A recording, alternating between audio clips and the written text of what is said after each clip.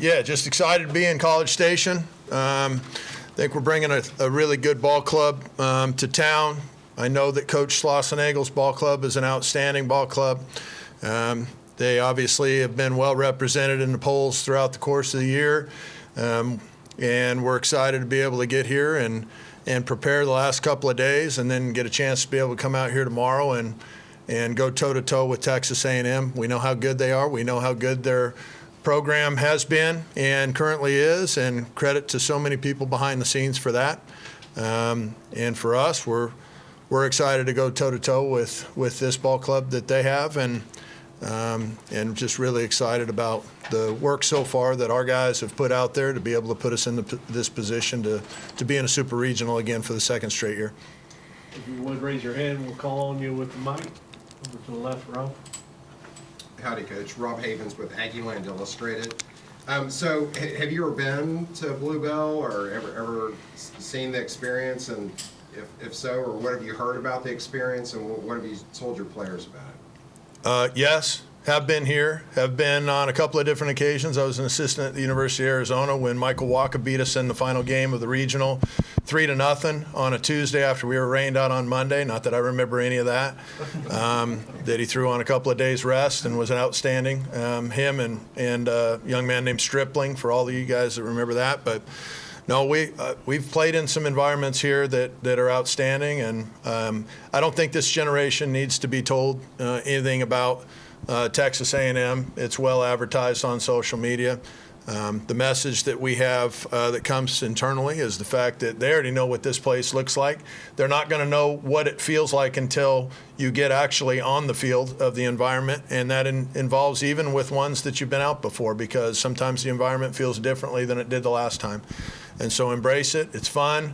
We get a chance to play baseball outside. We're not fighting a war, and we can't wait. To the back row, Tyler. Yeah, Coach Tyler Shaw with KBTX. That being said, coming to an environment like this, does the fact that you guys went already on the road in this postseason and won a regional, do you feel like that's prepared you at all for, postseason on the road and playing away from home? Yeah, everything you do for an experience standpoint helps you prepare. Last year we were at Vanderbilt and won at Vanderbilt, and they had a very good ball club. This year we went to Santa Barbara, won at Santa Barbara. They had a very good ball club.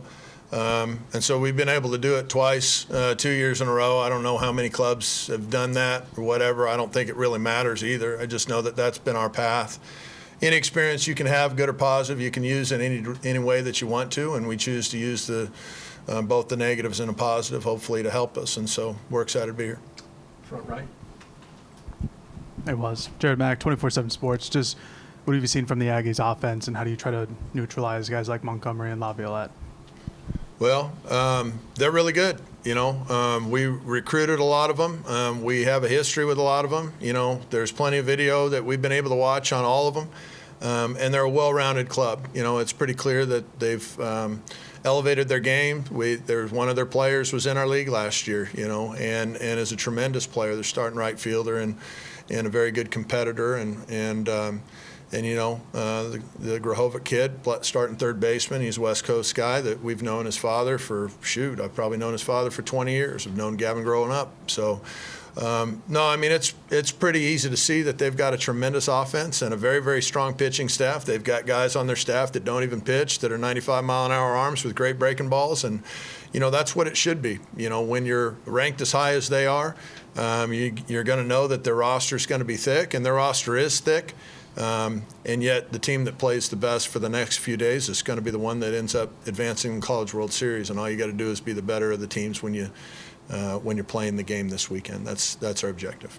Front center, Travis. Hey, Coach. Speaking of Gavin, what do you remember about him in growing up and kind of through the recruiting process? And does it surprise you at all what he's been able to do so far as just a freshman?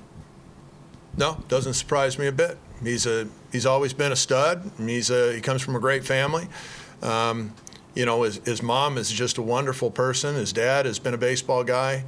His whole life. He's as tough of a guy as you can ever be around as a baseball coach. Great person. Doesn't surprise me a bit. Gavin's always been a competitor, and he's always been a very, very good player. Doesn't surprise me that he's done well at Texas A&M. Front right again.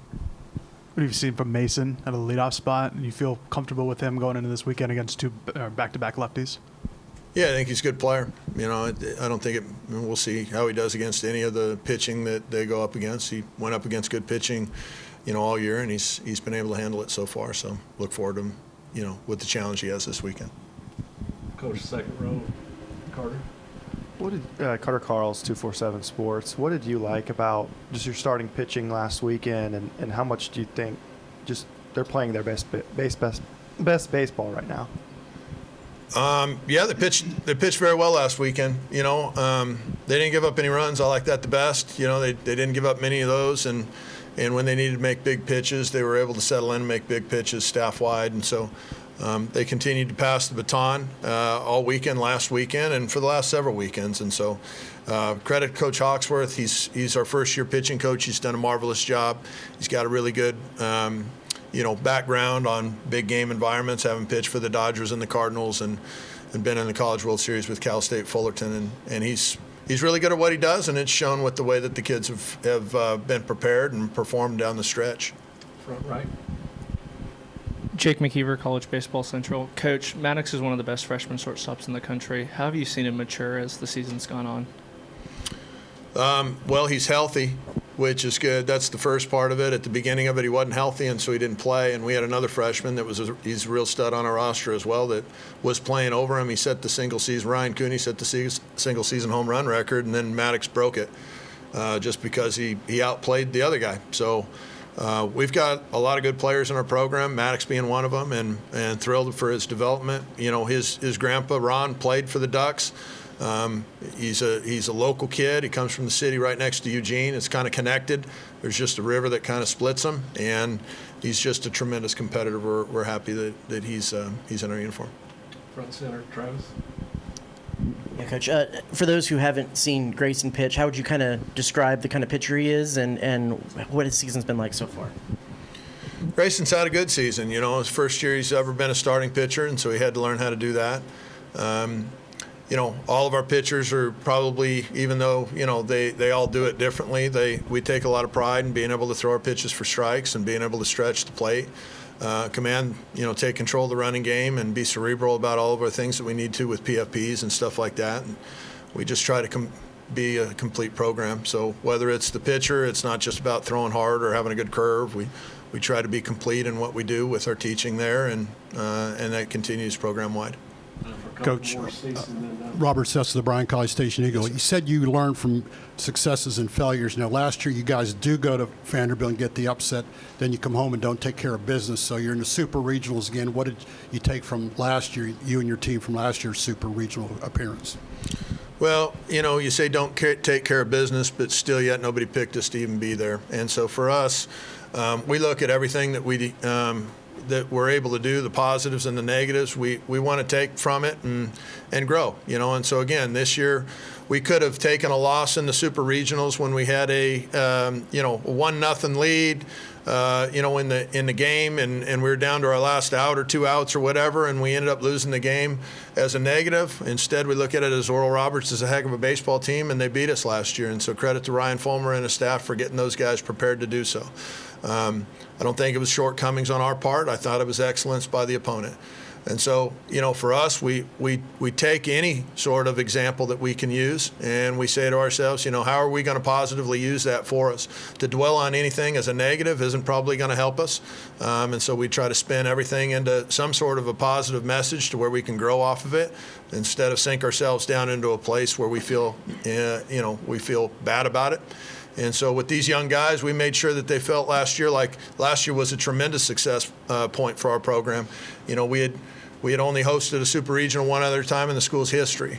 You know, last year was a situation where, we were trying to get to Omaha for the first time since 1954, the only time our program, University of Oregon's ever been to the College World Series. There's 27 years of our program that don't exist because there wasn't a baseball team.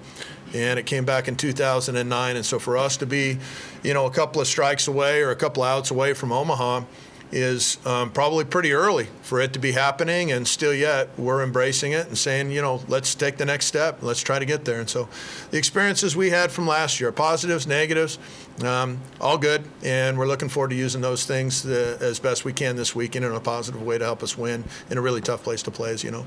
All right, we'll wrap this up. You guys did a good job manufacturing runs last weekend, but what did you see on tape where you feel like you guys can improve upon and start putting up more runs, especially when A&M has a heck of an offense? Well, they have a heck of an offense, but I don't think they get enough credit for their pitching. Their pitching is pretty outstanding as well. They're heavy left-handed. They've got a left-handed closer that's tremendous. They've got left-handed starting pitching that's tremendous, and even the right-handers they bring out of the bullpen is really, really good. We're just going to have to be on our game, and play good baseball. We're going to need to play like we did last weekend on the defensive end with great first steps. We're going to need to win more pitches than the opposing team. We're going to need to be tougher with 2 strikes than they are with 2 strikes. We're going to need to battle out at-bats long to where we can stretch out pitch counts of some guys and maybe make them uncomfortable that way. They have a pitching staff that several of them are going to be pitching in the major leagues. And so in order to break those guys down, you're going to need to do it with some grit and determination, and that's what we're going to try to pride ourselves in.